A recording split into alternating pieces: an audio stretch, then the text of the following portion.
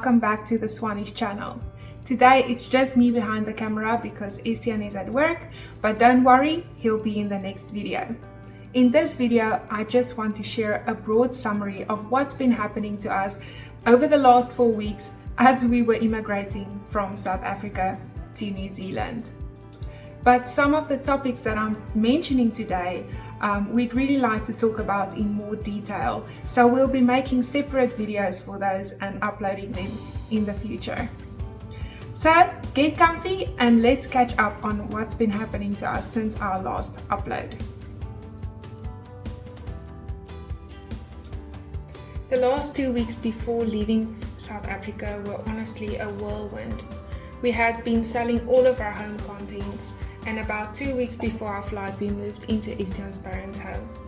We were incredibly grateful that they opened their home to us, not just because it helped us logistically, but because it meant we got to leave South Africa from a full, loving home instead of an empty house.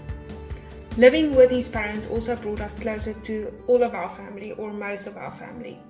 And in those final 2 weeks, that meant everything, because we had the opportunity to spend as much time with them as we possibly could. Those last days are filled with so many emotions, including doubts, nerves, excitement, little moments of panic, and having our family around really helped us navigate those feelings. Our family played one of the biggest roles in making this move possible. Every single one of them supported us from the very beginning. Even though they were sad about us leaving, they kept us positive and motivated, constantly checking in and lifting us up whenever the big feelings of the move started to overwhelm us. I truly don't think we would have made it through that season without them. We also had a checklist of final things to wrap up before we left. So we had to cancel and settle our cell phone contracts.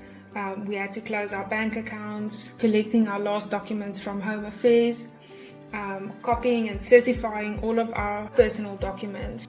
We had to submit and apply for a rental that we were hoping to get, and sorting and packing the very last of our belongings. Then we had to say the big goodbyes.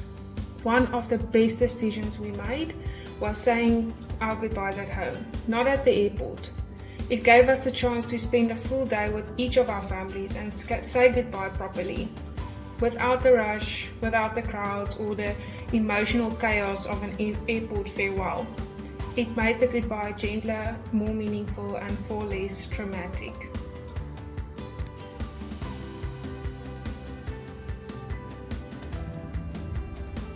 Okay, so let's talk about the part we were most stressed out about. Flying with a very busy toddler. We had this whole plan. Step 1, keep him awake so he's tired for the flight. Step 2, entertain with toys. Step 3, try to get him to sleep. And step 4, if all else fails, medicate him.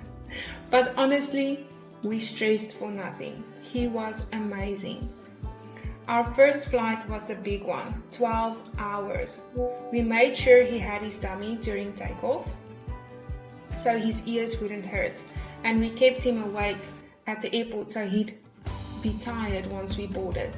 The moment we settled into our seats, we brought out a few toys, kept him busy, and before we knew it, we were in the air. We flew with Qantas and had such a good experience. Within the first hour, they brought drinks, then dinner, which was delicious. We made sure our toddler ate, we ate, and then we got him comfy. It didn't take long before he was completely passed out. We had booked a full seat for him between us. Best decision ever. The space is tiny, and I cannot imagine juggling him on our laps for 12 hours. He slept the entire flight. Even Estienne managed to get some sleep, which he never does on planes. I, on the other hand, only got about 3 hours because I shifted sideways to give our toddler more leg room. Mom life, right? We also wore compression socks and walked around whenever we could. Highly recommend doing that. They don't make compression socks for babies, so he just wore normal socks the whole flight, and I'm glad he did because his feet were a little swollen when we landed in Sydney. We had a 3-hour layover, so we just walked around duty free. We grabbed snacks, some water, found our gate and waited. For any parents stressing about flying with a toddler, it can go well, and if it doesn't, people really do understand. Then we boarded the second flight, a much smaller plane, and again we were worried, but I kid you not, as soon as the wheels left the runway, our toddler was fast asleep. He didn't even eat his dinner. At least we got some snacks on the airport. Again, he slept through the whole 4-hour flight while we enjoyed another delicious meal and finally just relaxed. Then we landed in New Zealand. I cried, of course I cried. The relief, the excitement, the fact that everything we'd been planning for weeks had actually happened. It was overwhelming in the best way. When we got to baggage claim, they told us we had something to declare, and my heart dropped. I thought we were about to unpack all 3 of our big bags right there in the airport. And I'm sure Estian felt the same way. Luckily, it was just a misunderstanding, a wrong tick on a form, and they let us through without any issues. And then we saw our friends, the family who gave us a soft landing. Midnight on a Saturday, and there they were, waiting with their baby and daughter to welcome us. Seeing familiar faces in a brand new country was everything. It was amazing. They opened their home to us for 2 weeks while we waited to hear back about the rental application or find something else if that application did not go through.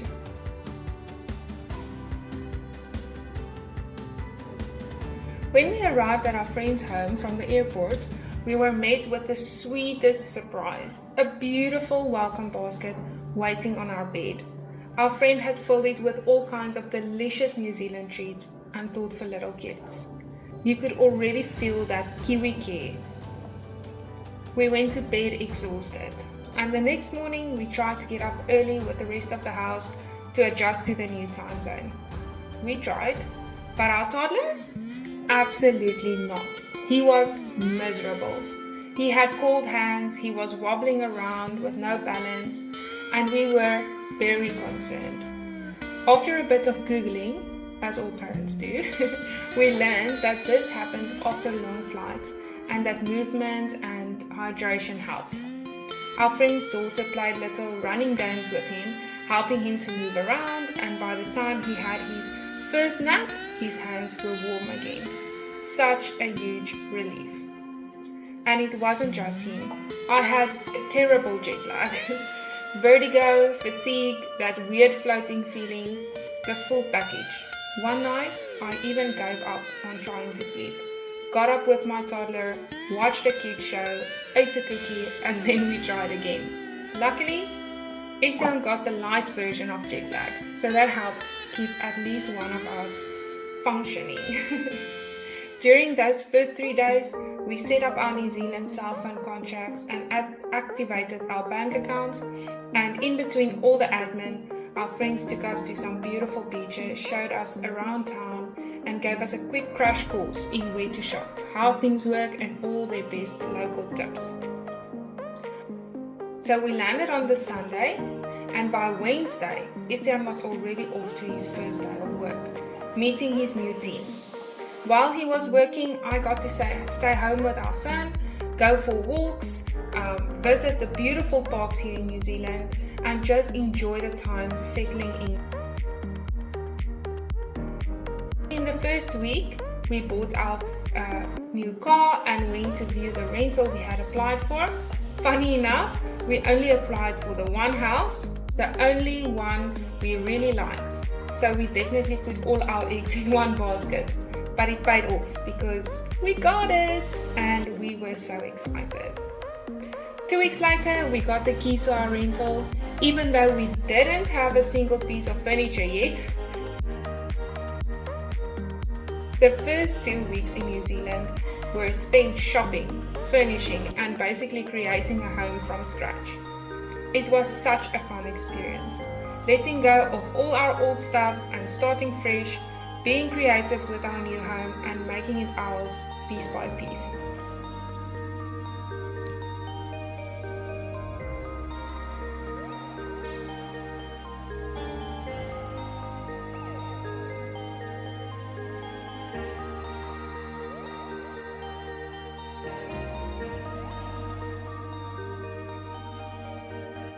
So far, we are loving New Zealand and it already feels like home. We'll keep you updated on everything that happens, and we'll even do a small home tour once we are a little bit more settled in. Thank you for taking the time to watch this video. Until next time, bye!